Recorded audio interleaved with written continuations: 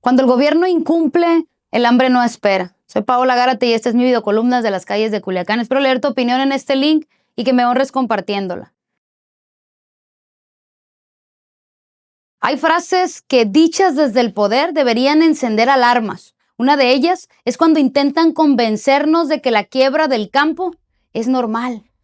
Un simple ciclo inevitable, como si la crisis fuera lluvia, como si el cierre de empresas y la ruina de productores fueran parte del paisaje. Pero no, aquí no estamos hablando del clima, estamos hablando de decisiones y sobre todo de omisiones. La naturaleza puede retrasar una cosecha. Lo que no es natural es que un gobierno incumpla, se esconda y pretenda encima normalizar el daño como si fuera destino. Porque cuando el poder llama normal a la quiebra, lo que hace es lavarse las manos. Y cuando intenta responsabilizar a la gente de lo que es incapacidad gubernamental, lo que hace es evadir su deber más básico, gobernar. Aquí va una verdad incómoda. Lo que lleva a la quiebra no es la tierra, es el abandono del Estado. Un gobierno que incumple no administra números, administra hambre. No es una frase para impactar, es una realidad de miles de familias rurales que hoy cargan deudas, incertidumbre y miedo, mientras escuchan promesas que ya no valen nada. Lo digo con claridad. El gobierno federal de Claudia Sheinbaum y el gobierno estatal de Rubén Rocha han mentido a las y a los productores sinaloenses, y esa mentira tiene un costo que no se paga con discursos. Se paga con intereses bancarios, con diésel fijado, con semillas que no alcanzan, con la angustia de sembrar sin respaldo o no sembrar y perderlo todo. Esa es la trampa. Las y los campesinos de Sinaloa que abastecen de maíz a México siguen sin recibir apoyos correspondientes a los ciclos anteriores, pese a compromisos establecidos y firmados desde finales de 2025 con la SADER.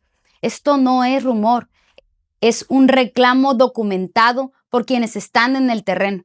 Baltasar Valdés, presidente de Campesinos Unidos de Sinaloa, lo ha denunciado con puntualidad. Reuniones, revisiones, expedientes que siguen en análisis y cero avances reales. Se acordó un plazo de 45 días para liberar recursos pendientes. El plazo venció y el apoyo no llegó. Y entonces la pregunta es inevitable. ¿Qué vale un acuerdo si se firma y se incumple? Vale lo mismo que una promesa vacía. Ni siquiera con el secretario Julio Verdegué hubo explicaciones claras. Solo el argumento burocrático de que los expedientes deben seguir analizándose para determinar su viabilidad, mientras la urgencia avanza. ¿Viabilidad para quién? ¿Para la ventanilla? ¿Para el escritorio? Porque para el productor la viabilidad se mide en días. El pago de fertilizante, el crédito se vence, la maquinaria que no puede esperar más. Y lo más grave, se está dejando a las y a los productores a merced de los mercados internacionales y de la especulación del mercado de futuros de Chicago. Eso es empujarlos a la quiebra y al mismo tiempo profundizar la dependencia alimentaria de México. Un país que depende de fuera para comer es un país muy vulnerable, y lo es todavía más cuando cualquier escalada de medidas arancelarias desde Estados Unidos puede mover el tablero de un día a otro.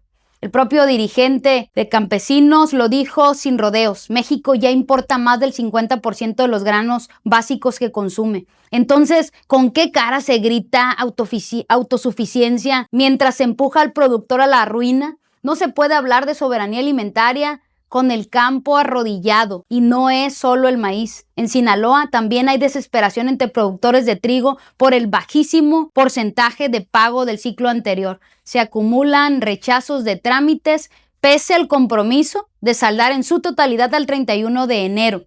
Manuel Hernández López, presidente del Sistema Nacional de Trigo, advirtió que el avance es mínimo. El tiempo pasa y los expedientes siguen rebotando por algún u otro pretexto. ¿Hasta cuándo el productor será rehén del pretexto? Sigue pendiente, además, el pago de la cobertura federal de 200 pesos por tonelada correspondiente a la cosecha 2024 por un monto aproximado de 500 millones de pesos. Esto no es un detallito administrativo, es supervivencia productiva. Y en cuanto al apoyo de 750 pesos, un amplio grupo de productores quedó fuera del proceso de validación al cierre de 2024. Cuando se excluye sin transparencia, se rompe el principio mínimo de certeza y se castiga al que trabaja. Por eso el descontento tiene bases reales. Nadie toma carreteras ni casetas por mera diversión. Se llega a esas medidas cuando se agota el diálogo y cuando el incumplimiento o se vuelve rutina. Y aquí hay otra verdad. El silencio legislativo también es abandono. Abandonar al campo equivale a abandonar la mesa de las familias sinaloenses y mexicanas. Desde este espacio de opinión, convoco a quienes de verdad tengan compromiso con las y los campesinos de Sinaloa a una exigencia concreta: cumplir los acuerdos firmados, respetar las fechas establecidas y liberar de inmediato los recursos pendientes. No se pide caridad, se exige justicia, certeza y cumplimiento, porque apoyar al productor no es un favor, es una obligación pública. Detrás de cada hectárea hay familias, hay empleo y alimento. Y cuando un gobierno pierde la palabra, pierde también la autoridad moral para pedir más paciencia a quien ya no tiene con qué pagar. El campo no necesita promesas, necesita pagos, certidumbre y respuestas. Les mando un abrazo cargado de bendiciones.